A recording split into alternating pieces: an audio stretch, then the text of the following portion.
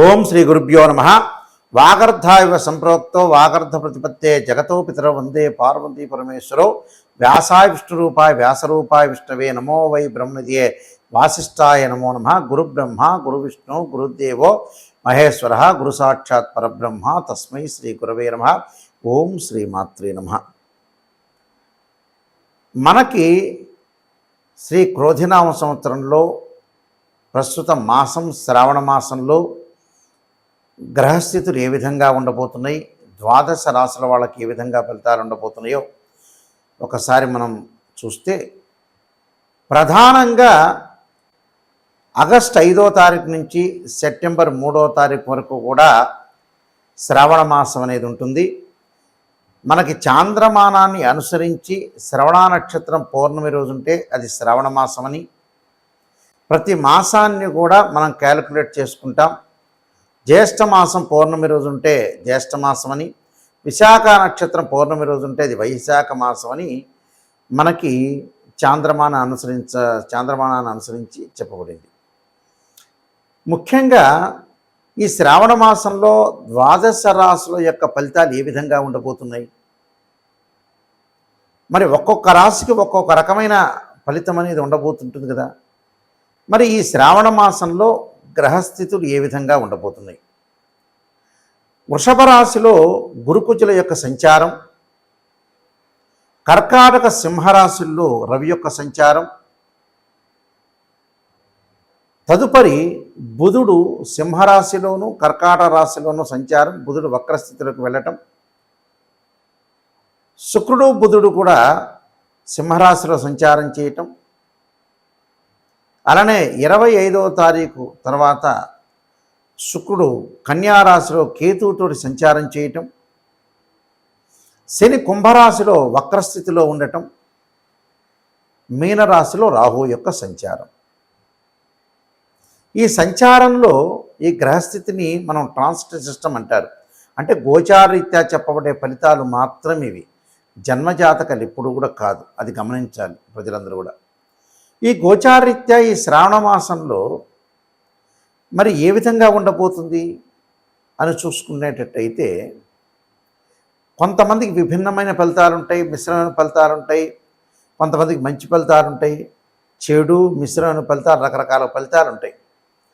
మనం చెడు ఫలితం రాగానే వెంబటే నెగిటివ్ ఎప్పుడు ఆలోచన చేయొద్దండి. ఆ చెడు ఫలితాన్ని మనం ఏదైతే ఉంటుందో ఆ నెగిటివ్ని మనం మార్చుకునే స్థితి అనేది చాలా ఇంపార్టెంట్. ఇందులో ఆ నెగిటివ్ని ఎప్పుడు కదా మార్చుకొని మనం పాజిటివ్గా వెళ్ళటం అనేది ఇందులో ప్రధానంగా ఉండే అంశం. గ్రహస్థితి అనేది ఏ విధంగా ఉండబోతుంది, ఆ గ్రహస్థితిలో కూడా మనం ప్రత్యేకంగా ఎలాంటి పరిహారాలు చేసుకోవాలి, ఏ విధంగా చేసుకోవాలనేది మనం కొంత ఆలోచన చేసి ముందుకు వెళ్ళాలి. ఈ విషయాలన్నీ కూడా మన శ్రావణ మాసంలో గ్రహ సంచార వీక్షణం ఏ విధంగా ఉందో చూసుకొని దాని యొక్క పరిహారాలు చేసుకుంటే చక్కని ఫలితాలు వచ్చే అవకాశం అనేది ఖచ్చితంగా ఉంటుంది. మీనరాశి వాళ్ళకి శ్రావణ మాసంలో ఏ విధంగా ఉండబోతుంది గ్రహస్థితి చూస్తే, జన్మంలో రాహు, వ్యయస్థానంలో ఉన్న శని వక్రస్థితిలోకి చేరటం, తృతీయ స్థానంలో గురుకుజుల యొక్క సంచారం, శ్రావణ మాసం చివరిలో కుజుడు చతుర్థ స్థానంలోకి వెళ్ళటం, పంచమ షష్టమాల్లో రవి యొక్క సంచారం, షష్టమ స్థానంలో బుధుడు పంచమ స్థానంలోకి వక్రస్థితిలోకి వెళ్ళటం శ్రావణ మాసం చివరిలో, షష్టమ స్థానంలో శుక్రుడు యొక్క సంచారం, సప్తమంలో కేతు యొక్క సంచారం. ముఖ్యంగా మీనరాశి వాళ్ళకి తృతీయ స్థానంలో గురువు యొక్క సంచారం వల్ల ఆర్థిక పరంగా ఆదాయం పెరుగుతుంది, అవార్డులు రివార్డులు సన్మానాలు. తృతీయ స్థానంలో కుజుడు వల్ల రుణ బాధలు తగ్గించుకుంటారు, అలానే రోగాలు శత్రుబాధలు తగ్గించుకునే అవకాశం ఉంటుంది, శ్రమ కూడా కొంచెం తగ్గించుకునే ఛాన్స్ అనేది ఉంటుంది. చతుర్థ స్థానంలో కుజుడు యొక్క ఫలితం వల్ల తల్లి యొక్క ఆరోగ్య విషయంలో కానీ, వాహనాల మీద అతివేగం వెళ్ళటం అనేది మంచిది కాదు. వాహనాలు కొనుగోలు చేయాలనుకుంటారు, కొనుగోలు చేయలేని స్థితి వచ్చే అవకాశాలు ఉంటాయి. రవి వల్ల కూడా ఉద్యోగం అనేది అనుకూలంగా ఉంటుంది, ప్రమోషన్లు జరగటం. దాని ద్వారా వీళ్ళకి ముఖ్యంగా వివాహం కాని స్త్రీ పురుషులు ఎవరైతే ఉంటారో సుసంపన్నమైన కుటుంబం నుంచి, అలానే పంచి ప్రవర్తన కలిగిన అమ్మాయి కానీ అబ్బాయి కానీ వచ్చే అవకాశాలు ఉంటాయి. విందులు వినోదాలు తీర్థయాత్రలు ప్రయాణాలు చేసే అవకాశాలు ఉంటాయి. పట్టు సడలింపు వచ్చే అవకాశాలు ఉంటాయి, పట్టు సడలింపు చేసుకోవద్దండి. కేతువు యొక్క ప్రభావం వల్ల ఇంట్లో వివాదాలు లేకుండా చూసుకోవాలి. అనవసరమైన రాద్ధాంతాలు చేసుకుని భార్యాభర్తలు అర్చుకునే స్థితికి రాకూడదు. రాహు యొక్క ప్రభావం వల్ల శరీరం రుగ్మతలు ఏర్పడకుండా చూసుకోవాలి. శని వల్ల మంచి లాభం కలుగుతుంది. నూతన వ్యక్తుల యొక్క పరిచయాలు, నూతన మార్గాలు అన్వేషించారు. అనేక మార్గాల్లో ఆదాయం ఎలా వస్తుందని కూడా కొంత ఆలోచనతో ముందుకు వెళ్ళే అవకాశాలు ఎక్కువగా ఉంటాయి. ఇది గ్రహస్థితులు. అయితే ఈ మాసంలో ముఖ్యంగా మనస్పర్ధలు రాకుండా కాపాడుకోవాలి. ప్రయాణాలు కొంత కలిసి వచ్చే అవకాశాలు ఉంటాయి. అవివాహితులకు ఎవరైతే వివాహ ప్రయత్నాలు సఫలీకృతం కావటం, వాహన విషయాల్లో కొంత నిరాశ నిస్పృహలతో ఉండే అవకాశాలు, చేతికి అందిన సొమ్ము తక్షణమే కొంత జారిపోయే అవకాశాలు ఉండటం, బంధువైరం అనేది పెంచుకోకుండా ఉండటం అనేది మంచిది. అలానే బాకీలు వసూలు అయ్యే అవకాశాలు అనేవి తక్కువగా ఉంటాయి. అంటే ఈ రాశి వారికి ఈ మాసంలో సౌఖ్యము, ప్రయత్న కార్యంలో జయము, ఆరోగ్యం, ఉత్సాహం, నూతన ప్రాప్తి, ధనధాన్యం సమృద్ధి కలిగే అవకాశాలు ఉంటాయి. మరి 1వ వారంలో ఎలా ఉంటుంది? ధనలాభం, ఆరోగ్యం, ఇష్టకార్య సిద్ధి, నూతన వస్త్ర ప్రాప్తి. 2వ వారంలో మానసికంగా ఒత్తిడి, మనోవిచారము, బంధువులతోటి గొడవలు పెట్టుకోకుండా ఉండటం అనేది మంచిది. ఉద్యోగంలో అధికారులతో అన్ని రహస్యాలు మాట్లాడి మనం ఇబ్బందికరమైన పరిస్థితి తెచ్చుకోకూడదు. మధ్యవర్తిత్వం అనేది పనికిరాదు. కలహాల జోలికి వెళ్లకుండా ఉండటం మంచిది. 3వ వారంలో మనస్తాపము, అకాల భోజనం, సమయానికి భోజనం చేయలేకపోవటం, కష్టము, నిత్య కలహం వచ్చే అవకాశాలు ఉంటాయి. 4వ వారంలో కొంత కుటుంబ కలహాల్లో జాగ్రత్త ఉండాలి. రోగము, కొంత ధన నష్టం కలగకుండా ఉండటం చాలా మంచిది. అయితే ఇవన్నీ కూడా కొంత గ్రహస్థితి వల్ల ఏర్పడతాం. మీనరాశి వాళ్ళకి తప్పకుండా కుజుడు అనుకూలంగా ఉన్నాడు, గురువు మిశ్రమైన ఫలితాల్లో ఉన్నాడు, శుక్రుడు బాగున్నాడు, రవి గ్రహం బాగున్నాడు.